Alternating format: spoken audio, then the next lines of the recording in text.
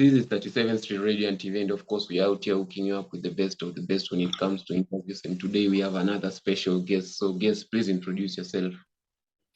My name is Mima. I am a digital strategist and marketer. I help organizations and businesses grow in the digital space through paid advertisement, strategy creation and implementation, social media management, and content marketing.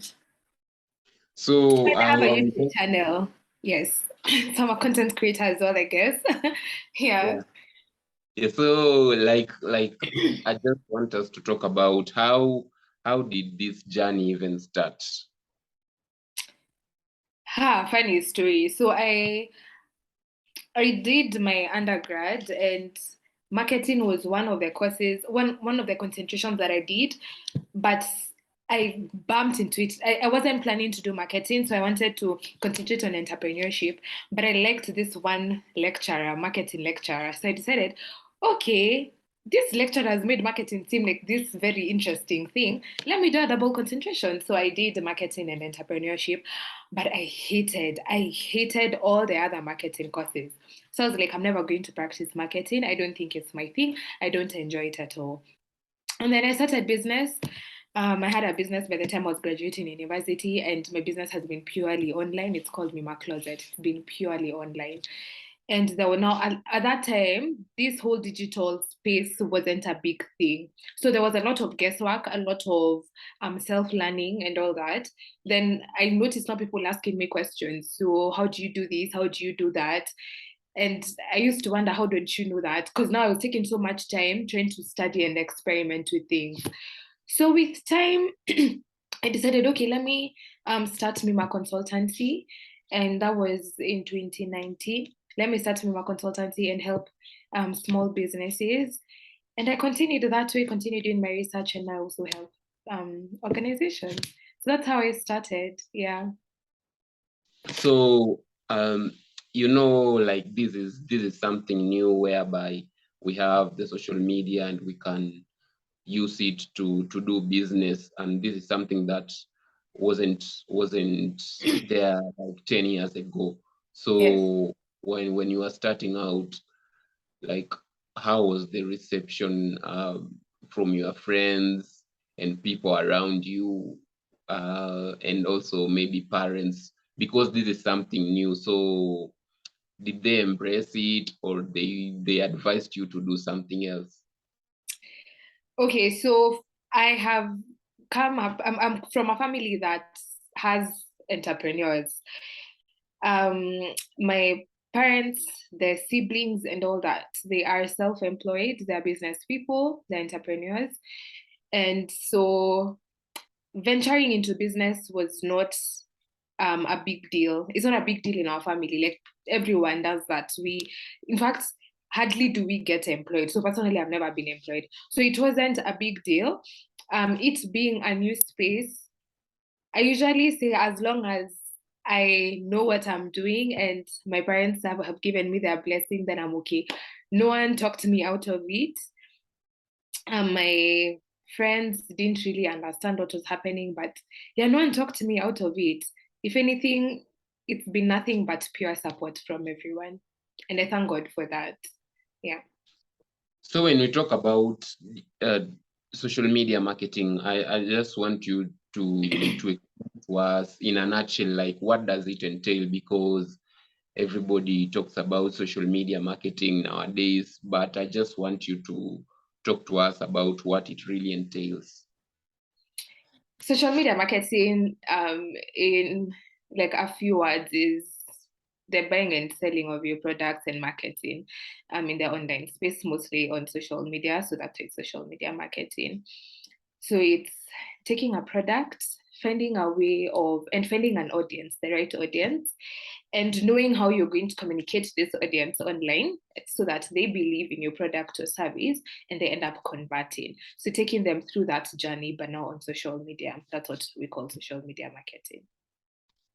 There's usually a very big problem, and when you're starting a business, if it is an online business, it's usually creating demand. It's very hard to create demand as a new business. a new online business. So from your experience, what can you say are the ways that you can create demand as a new online business that you're just starting out? Yeah, so I won't share from my experience because my experience was a bit different because the time I was starting, um, we didn't have ads, we didn't have influencer marketing. That wasn't there. So it was a lot of, just trying to push your product organically, and organic marketing was working a lot then. Now, if someone is starting now, I'd tell them, please know that it's not as organic as it was back then. Now there's a lot of strategies, coming up with strategies. So what's the difference between, if you and I are selling shoes, what's the difference between your shop and my shop? How do we differentiate that? How do we reach, because we are targeting the same people, but how do I make sure that they come to me and they don't come to you? So there's a lot of strategizing. There's a lot of community building.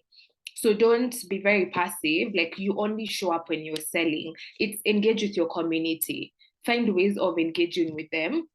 I'd also say look at ways of spending money to make money. So in the online space, there's a lot of, you have to spend money to make money, and that happens almost everywhere. It's just that for a long time, because these platforms didn't know how to monetize themselves, we were not seeing a lot of you spending to make money. But now you have to pay for ads, you have to pay for digital ads, you have to use influencer marketing. That is if you want to grow at a rapid pace. Of course, if you don't want, you can go the organic way, but if you want to grow faster, then you have to spend money to advertise yourself. What's the importance of social media marketing in regards to, let's say, I have a business and it is doing well on ground, like people trust me. Do I really need to establish myself on the social media space? Yes, you do. So if you have a business on ground, that means, let's say you have a physical store in Nairobi CBD. That means the only people who know about this is either your friends, your family, people who have come to that shop, and the people they've told about, and the people who just pass there.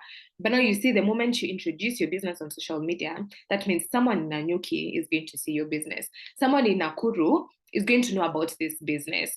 So having a business on social media is important because it widens your reach. You're able to reach people who you normally would not have reached if you only decided to have like a physical store or a physical location. Yeah. There is also something else that I would like you to touch on, and this is running ads, especially on Instagram. Now, there are very many videos that have been done, but it's sometimes it's hard for some people to grasp the concept or the concept of running ads. So I just want you to touch on it in regards to payment methods. If Mhm. maybe you don't have a card, like how do you even go about it? If you don't have a card, then you have a PayPal account. You can use M-Pesa to top up your PayPal account, and then you pay using your PayPal account. So yeah, that's one way. But yeah, you can always get a card. I mean, like now banks are everywhere, so you can even open an account online and then go when your card is ready. So yeah, but if you don't want that, then you can use the PayPal option. And then I also want you to talk about influencer marketing. Now, we have just talked about running ads on either Facebook or Instagram, and I want us to also touch on influencer marketing. Now, a couple of businesses, and I know you have faced these, they have this notion that uh, influencers in Kenya, they really don't convert to sales. So I don't know what your experience with this influencer marketing has been. Is it worth it? Should I just stick to Instagram ads? How should I go about it? I think the first thing is understanding why you're working with an influencer. And they usually say, let's not put the pressure of selling to them. I want to believe that an influencer's job is to let people know about your brand. So, for example, I work with an influencer who even has 1 million followers. And then I'm not responding to my DMs. I'm not answering calls. That time they have marketed my business, but I am not doing my part. So the problem we usually have is we expect influencers to do everything and think that the moment I've paid an influencer, then I can take a seat and just wait for the money to flow. But it's a collaboration. You don't work with an influencer and give them the entire marketing role for your business. No, that's why even brands that work with influencers still have a marketing manager. Because at the end of the day, an influencer is going to bring you traffic. But what are you doing to convert? The other thing could be you work with an influencer because of the numbers that they have, and maybe they're more affordable compared to others, but then you're not working with them because you share a common audience. So there's a lot of research that goes before you work with an influencer. Do we have similar audiences? Is this influencer, if let's say I'm selling car parts, so does this influencer ever even talk about cars? And okay, fine, if they don't talk about cars, is their market even ready to buy cars? Are they the people who buy cars, or are they people who probably for now they're using Ubers and all that, right? So look at the target audience before you say that an influencer hasn't brought any result. Set goals before you even work with them. Then ask them, so what exactly should I expect from this? So what are some of the results that you have given this company? Set clear goals, but let's not push conversion as the only goal, because it could be, if you wanted it to get awareness, then you've achieved your goal. Yeah. When we are talking about online business, of course, there is a very large section of the consumer market that they're usually very afraid of these online businesses, and they think online businesses, these are just scams. So as somebody who has an online business, how can you advise me maybe to position myself so that I look very, very authentic to the eyes of the consumer market? Um, Good things sell themselves naturally, but businesses don't last. It's just the same way. Not everyone who cons you has an online space. Even physical stores will con you, right? So it's you to always make sure that if this is what I promise my clients, then this is what I'm going to deliver. And if anything has happened that has affected the delivery of a product or service, then let it be that I am the one communicating, they're not asking for the feedback. Let me give the feedback even before they do. But also use customer feedback as one of the ways of showing your authenticity. So if you sell a product, don't be shy to ask your clients to give you reviews and all that. Post the reviews so that people see that, okay, this is an actual business. They interact and they deliver whatever it is that they've asked for. Ask your clients to tag you, so don't, you always ask people to give you whatever it is that you think is going to boost your authenticity, but also you make sure that if this is what you have promised to give a client, then make sure that you do that. And after that, you'll just see it's going to be very natural. You won't really find people questioning whether you're legit or not. I know you have met a couple of clients who want your services, but I just want you to touch on all these platforms. We have Twitter, we have Instagram, nowadays we have TikTok, and like on Instagram, when it started out, you've just touched a little bit, and it was very fair. Like if you have 50 followers and you post, your post will be shown to 50 followers. But nowadays, the algorithm is very unfair. If you have 50 followers and you post something, it only shows to maybe 20 or 30 followers. And now when you are doing business, it's very hard because maybe you will have to like really invest in your ads. So all these platforms that we have, like which can you say is the best platform, or maybe a fair platform? Best, I'd say it really depends on one, your target audience and whatever you're offering. Um, Fair right now, in terms of growth, I think TikTok has a lot of organic growth. TikTok is really good for organic growth at the moment. Yeah, I'd say TikTok. Yeah.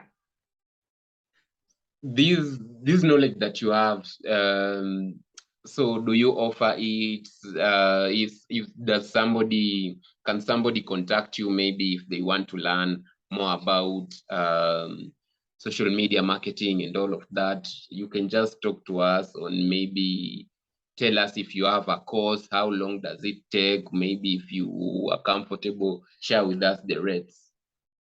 Okay, so I have a one-on-one ads training where I teach small businesses how to run ads, Facebook and Instagram ads from scratch.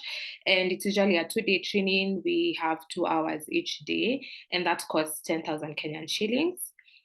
And then I have a social media marketing training. That's a 5-week course, cost between 25 to 30,000. Okay, 20 to 30, depending on a number of things. And then the rest is I also help small businesses create social media strategies for their businesses, and that is 4,000 bob. I help businesses audit. So an audit basically is you come to me and tell me I have this social media platform and I don't know what exactly the issue is, but I am training things are not working. So I come in, try check like what exactly is the issue, and that is 3,000 bob. So those are the trainings that I offer, but I also do paid advertising on behalf of clients. There's no fixed rate because that depends on the scope of work and the budget. And I also do social media management on behalf of businesses.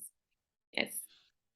Yeah, I also want you to touch on maybe the challenges that you have faced with some of these clients. Challenges are faced with clients. I don't know. Like, I want to say I've been blessed with such lovely clients. I don't have any complaints. Of course, there are those who you train and then they don't do their work and then they'll come tell you, no, I didn't get it, it didn't work so well. And I'm like, did you practice exactly what we discussed? No. Then I'm okay. So implementation is very important. I think my main thing is I've realized there's a lot of issues when it comes to implementation. So Kenyans are very good with absorbing knowledge and taking in knowledge and attending these classes. But then now when it comes to doing the work, and that's even harder than attending class, that's where now the problem is. Yeah. So what's your long-term plan in this field? Like, let's say 5, 10 years, like what do you want to achieve in this field? God willing, I want to open a digital agency and have more clients, but most importantly, have a mentorship program. So I want to have a mentorship program and help upcoming digital marketers, just gain the experience because it's very daunting starting off and then you ask for a portfolio and you've never had like any clients. So I just want to give them that exposure. Yeah. As we are finishing up, you talked about the YouTube channel. So just talk to us about what does Sorry. it talk about? What does it talk about, and how, guys? What is its name? So my YouTube channel is called Miriam Wambui, very original, just like my name, Miriam Wambui. We discuss digital marketing, business, and finance. I have videos every single week. It used to be Tuesdays, but honestly, I've become a bit inconsistent. So I uploaded a video this week, so congratulations to me. But yeah, I have videos every single Tuesday. So if you're watching this or listening to this, make sure you subscribe. The channel name is Miriam Wambui. Yes. Yeah. For guys who are starting out, you can just give them advice if they are new to this field, maybe what you have noticed, how they should relate with clients, how they should go about things. Just share with them. I'd say be very confident. And confidence isn't thinking that you know too much. That's foolishness. Confidence is be confident in your ability to get the job done. So digital marketing, No one should ever lie to you, they know everything. Things change every single day. So you can imagine Instagram. If today I tell you I know everything about Instagram, tomorrow Adam Ozeri, now the CEO, is going to come up with a new update. Then I have to learn that. So don't say no to jobs that have been offered to you in the name of you don't know how to do it. If you know you can get half the job done, the rest you're able to learn on the job. There's a lot of learning on the job. So don't ever wait to get to a certain point. Of course, it's good to do short courses and all that to equip yourself with knowledge. But don't think you'll ever be fully ready and fully knowledgeable in the field. You will constantly learn. Something like I've seen also run in ads. One account is going to do well with this kind of audience, another one is not going to do well. Like there's a lot of testing, there's a lot of learning. Yeah, so be willing to learn. Take on projects that are going to challenge you. Read a lot. Personally, I make sure that every single day I read an article on digital marketing because this world is changing so much. So I'm like, okay, at least let me know something. Let me know this has changed. This is new in the market. This doesn't work anymore. Let me know that. So constantly equip yourself with knowledge and also practice. Yeah. Yeah. Thank you so much for giving me your time. I wish you all the best. Thank you so much as well. Bye-bye.